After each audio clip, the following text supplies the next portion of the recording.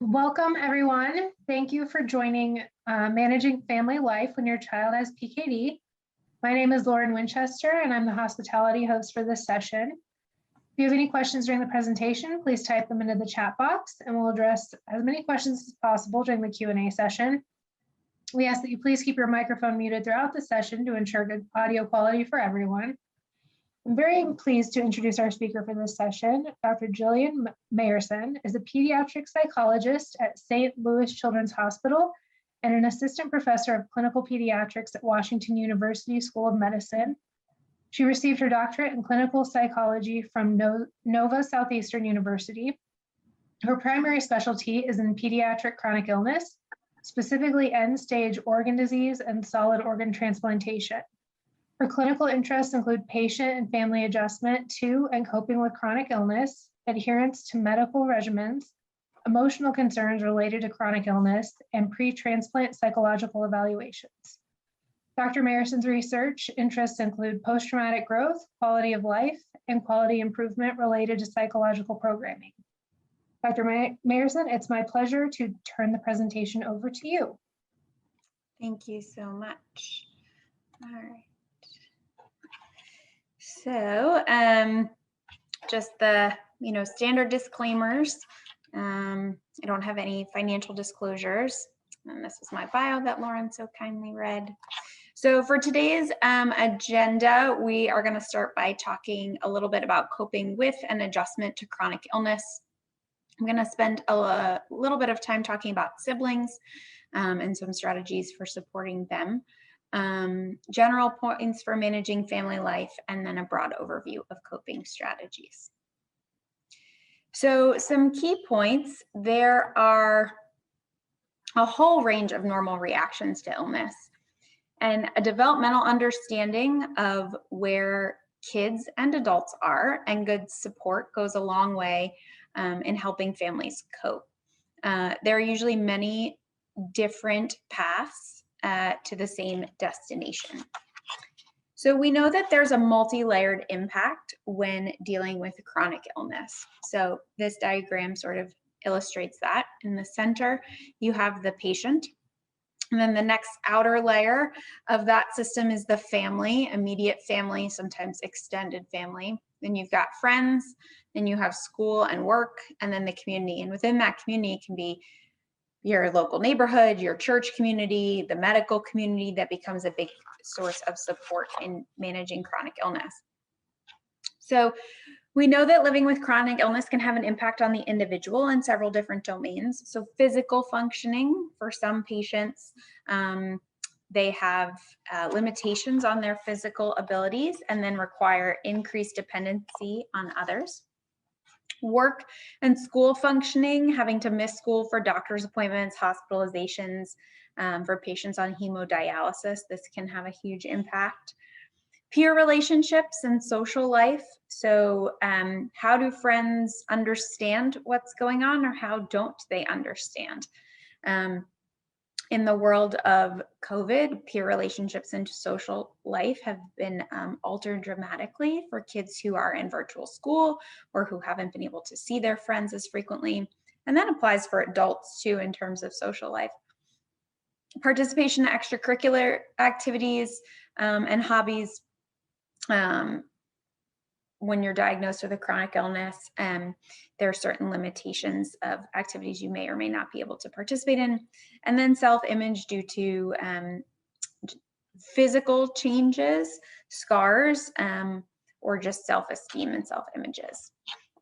In terms of impact on the family, we know that having a child who has a chronic illness can have a large impact on and cause strain on a marital relationship. And family roles shift. So for some kids, this means taking on new roles and responsibilities. The loss of normal life. So for many, things change, right? It may mean that nobody's making pancakes on Saturdays because everybody just needs to sleep in after a long week of being in the hospital or dealing with other things, to not being able to participate in regular extracurricular activities, or to siblings having to go stay with family friends or other family members' homes. And then Increased exposure, so life becomes more of an open book. Sometimes people are constantly asking questions that you and kids may not be able to or may not want to answer. So there's lots of normal reactions to an abnormal situation. So not only for the patient and other kids in the family, but for adults too, there can be a sense of loss of control, grief over loss of quote unquote normal life, anger, guilt, a fear of or rebellion against being dependent on a parent, worry about current functioning and what current treatment may be involved, worry about future functioning, and oftentimes for siblings, fear of abandonment or isolation. So in terms of children's adjustment, most kids do very well and are quite adaptable and resilient when facing stressors. Kids do have a slight risk for internalizing problems. Anxiety and depression are those internalizing problems. And what does a slight risk kind of look like? It can be changes in mood, crying, anger, fearfulness. We'll talk a little bit more in a second about some key things to look out for in terms of depression, anxiety. Changes in academics, paying attention waxes and wanes, grades decline, acting out in class. For some kids, not logging into virtual school. Physical or somatic complaints, stomach aches, headaches, appetite changes, problems sleeping, above and beyond what might be associated with the illness that a child has, if it is the individual who has the illness who's showing some adjustment reactions. And then social and behavioral difficulties, acting out, withdrawing, isolating, for teens and adolescents engaging in risk-taking behaviors. So what are some of the signs of risk for depression? Changes in sleep, changes in appetite and weight, irritability, negativity, being withdrawn or isolating, more easily upset than usual, less enjoyment, less pleasure in things that someone used to enjoy, which is also known as anhedonia, talk of death or of hurting oneself, and changes in school performance. So for signs of anxiety, some kids don't recognize anxiety and have a hard time verbalizing that they're worried. They'll have tantrums over little things, rigid routines, rituals, having to do things a certain way. For some kids, they will endorse excessive worries. These are the shoulds, the what ifs that often snowball. Problems separating from caregivers. This is usually more in younger kids, but can be in older kids as well. Sleep problems, so wanting to sleep with a parent or not being able to fall asleep.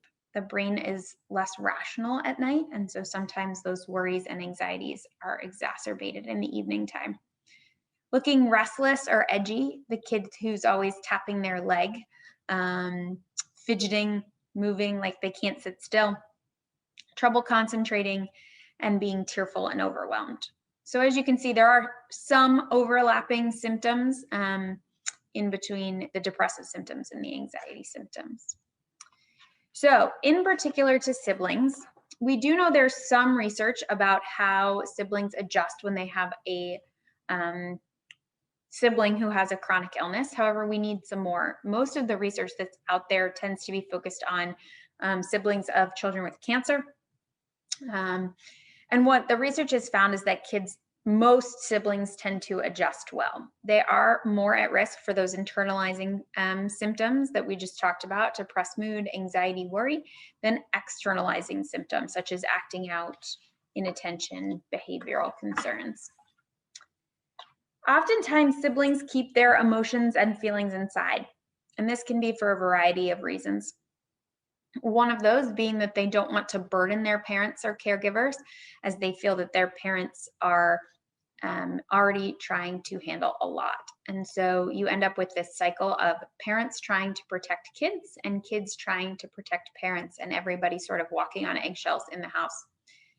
Sometimes siblings keep things to themselves because they've gone to caregivers before and that hasn't been effective and they don't feel heard. So it's just easier to internalize, keep things to themselves than being, shut down again. For older siblings, they're often more aware of how the health condition negatively impacts their family life, and therefore they're more at risk for emotional and behavioral adjustment concerns.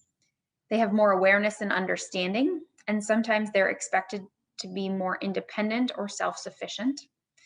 And they are sometimes given additional responsibilities. So if you have one older sibling who drives, they may have to drive younger siblings around or help cook dinner, help do laundry, other kinds of things.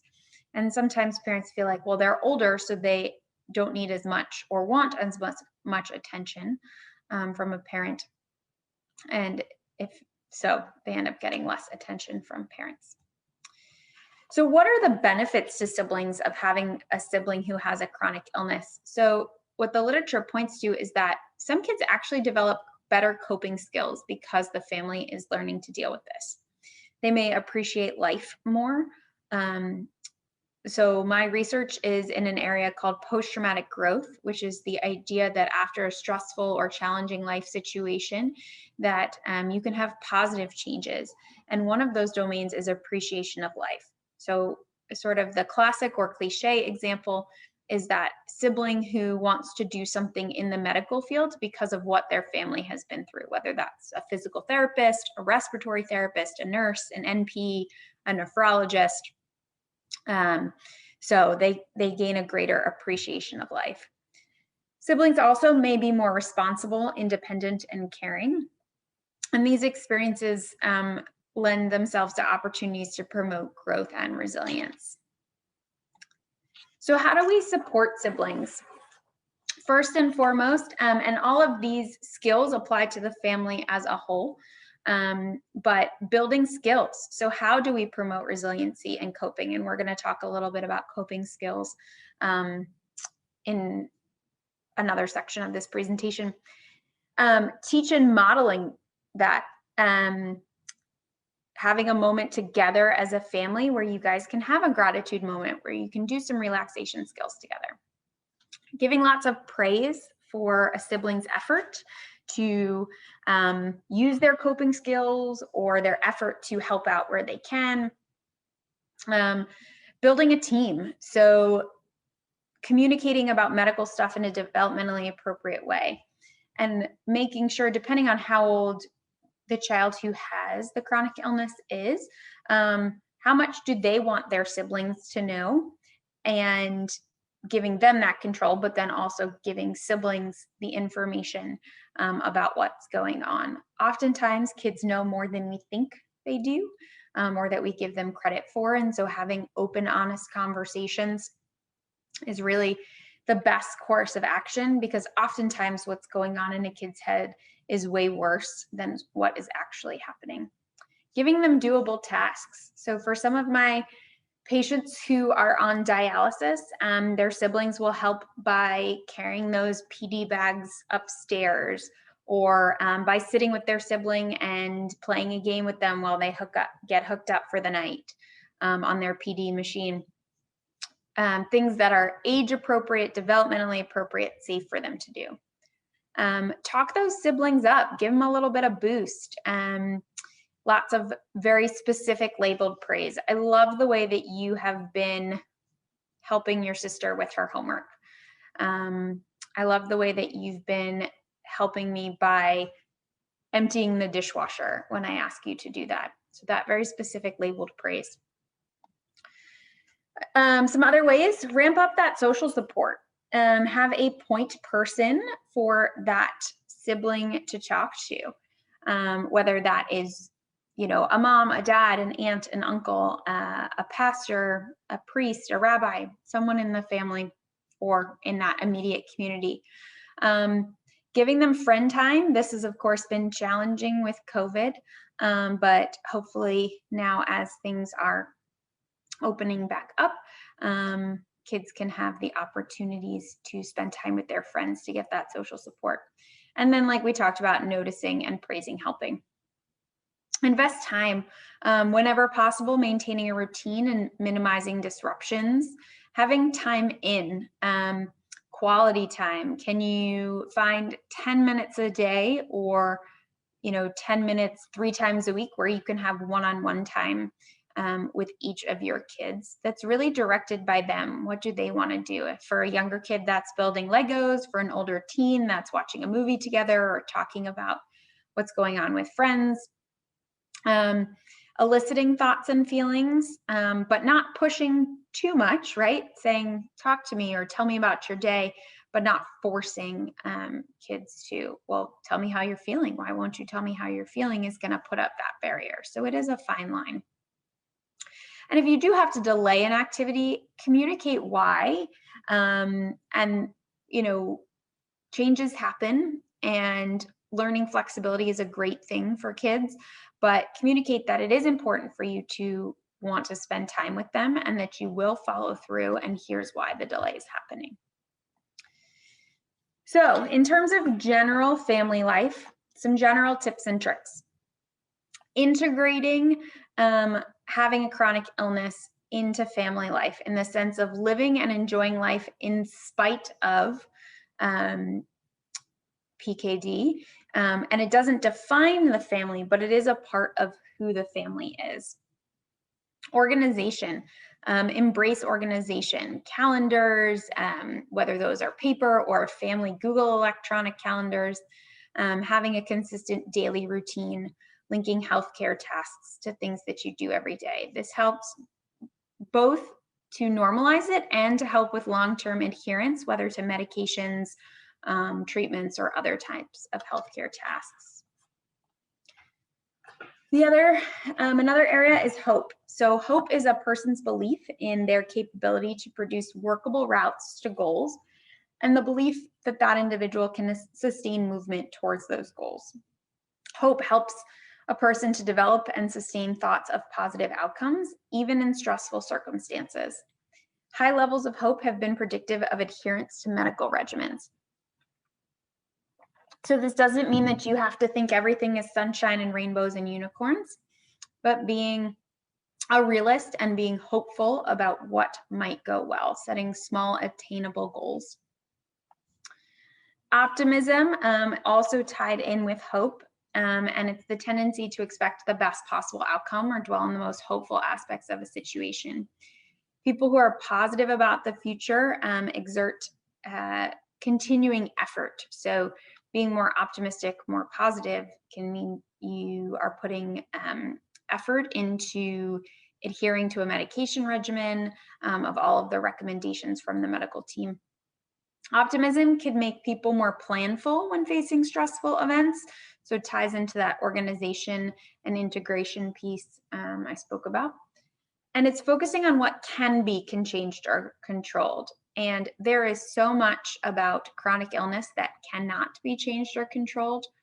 And so focusing, what can we do as a family to make the best of a bad situation? Because sometimes things can be bad and not so fun. Owning your story. So the story of your family, of you, can be a sad, hopeless, angry one, or it can be more positive and helpful.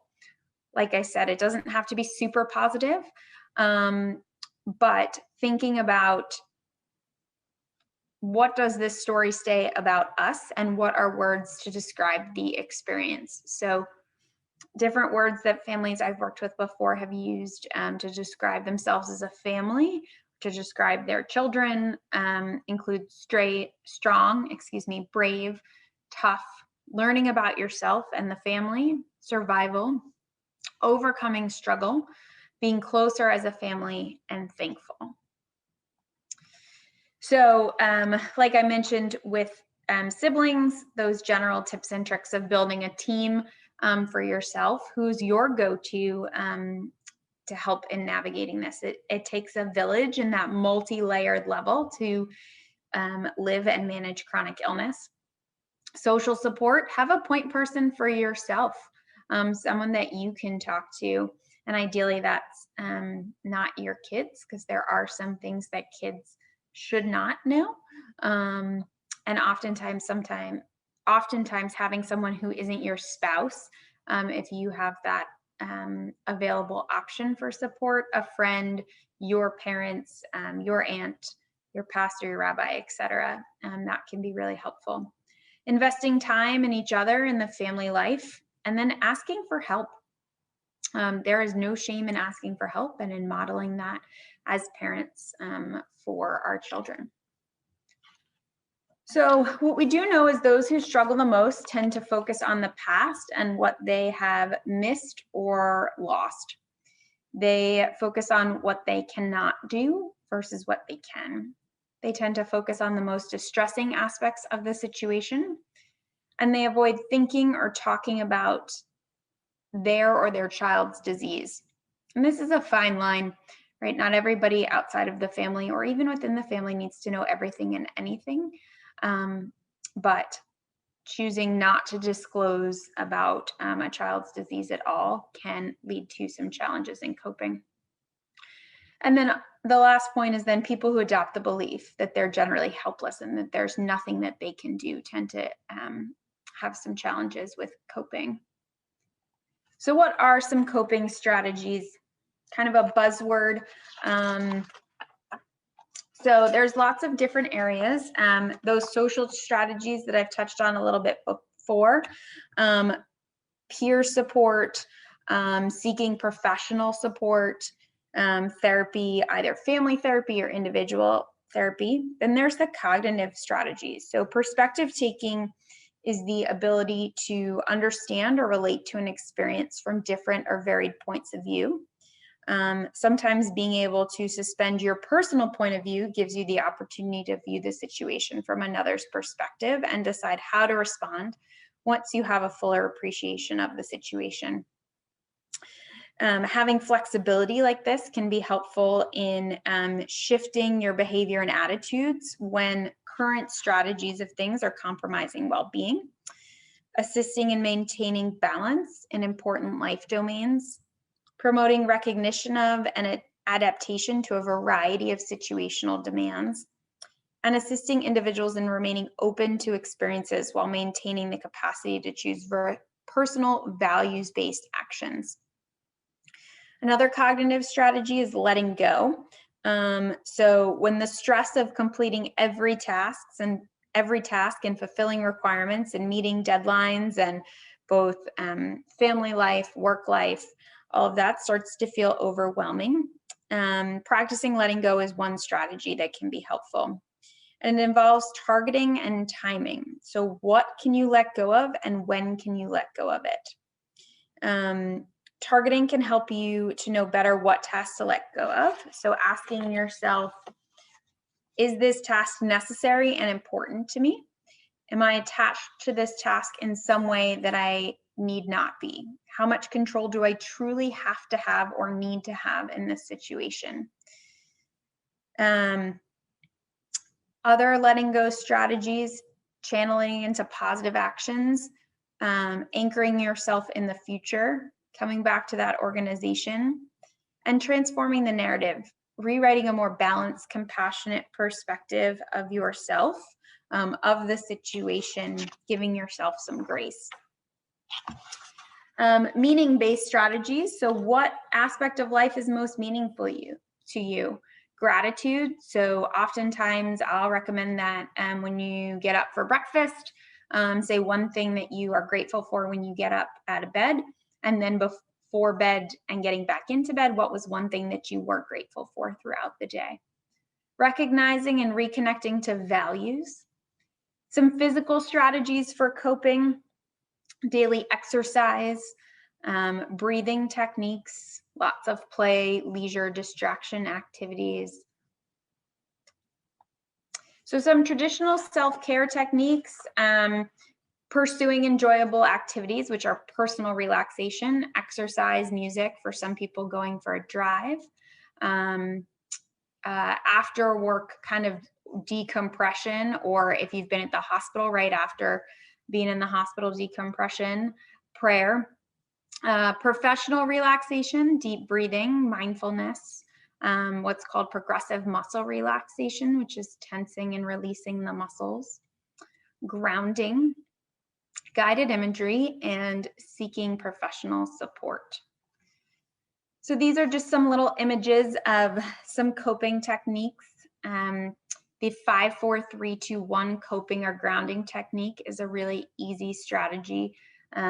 Oftentimes, when you're feeling out of control, having an anxiety attack, panic attack, or just feeling like everything's moving at 150 miles an hour. So it's acknowledging 5 things you can see, 4 things you can touch, 3 things you can hear, 2 things you can smell or that you like the smell of, and 1 thing that you can taste or like the taste of.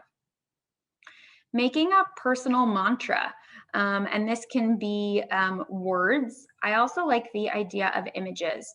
So some images that carry a lot of weight that I talk about a fair amount with my patients and families are butterflies. Butterflies start as a caterpillar and they go through a stressful experience and transformation and come out the other side more beautiful. The other is a palm tree. So palm trees are really unique. They don't break. So if you've ever seen a palm tree in a hurricane, and maybe I like this one a lot because I'm from Florida, but in a hurricane, a palm tree will completely bend. The leaves may fall off, some coconuts may fall off, but that palm tree never breaks. And so I have patients who will tie the words of "I bend, so I don't break" with the image of a palm tree. And things as simple as they'll have their phone background be a palm tree or their phone case or just little visual cues. Breathing mantras. So when you inhale, saying "my mind is relaxed," and then on the exhale saying "my body is relaxed." On the inhale, "I am safe," and on the exhale, "I am secure." So meditation and mindfulness, self-compassion, the idea that we are very kind to others and not always so kind to ourselves. So there's some great audio out there of just a short self-compassion break. Leaves on a Stream is one of my personal favorite meditation mindfulness exercises. The idea of imagining all of the thoughts that we have, good, bad, and ugly, leaving our brains, putting them on the leaf and letting them float down the river. And then some other kinds of meditations that if you just type them into YouTube, there are some great things out there. So there's some wonderful relaxation resources, mobile health applications out there that are free. My personal favorite is Insight Timer. They have over 95,000 free guided meditations broken up into categories: sleep, anxiety, stress, mood, self-esteem. They even have a specific parent section that has some great guided meditations for kids. There's some wonderful apps specific to kids.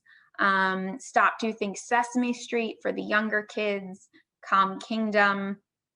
And then Netflix and Headspace recently came out with a great series called A Guide to Meditation. And then they also have one about a guide to sleep.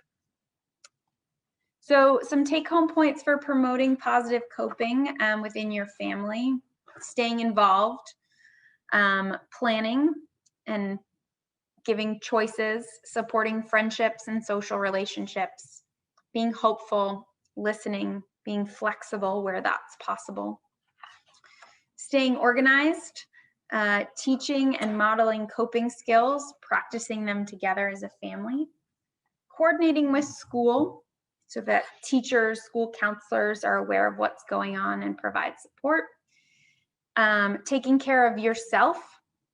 It is that for those who have been on an airplane, when you get on an airplane and they do the safety demonstration, they tell you to put your mask on before you put the mask on others. And when you are not a parent, you think, "Oh yeah, that makes sense." And then you become a parent or a caregiver and that goes out the window.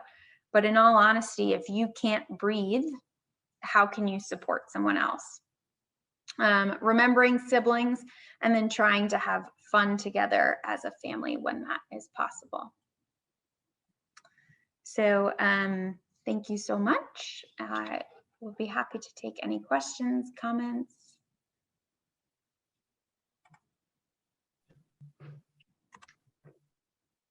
Thank you, Dr. Marison.